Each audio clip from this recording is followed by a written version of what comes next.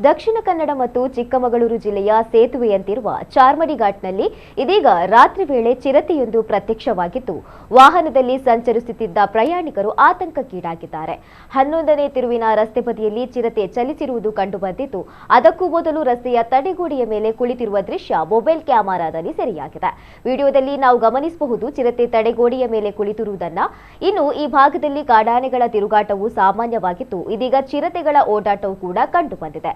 ವನ್ಯಜೀವಿಗಳಿಗೆ ಯಾವುದೇ ತೊಂದರೆ ಉಂಟಾಗದಂತೆ ವಾಹನ ಸವಾರರು ಹೆಚ್ಚಿನ ಮುಂಜಾಗ್ರತೆಯಿಂದ ಸಂಚರಿಸಬೇಕೆಂದು ಅರಣ್ಯಾಧಿಕಾರಿಗಳು ಈ ಮೂಲಕ ತಿಳಿಸಿದ್ದಾರೆ.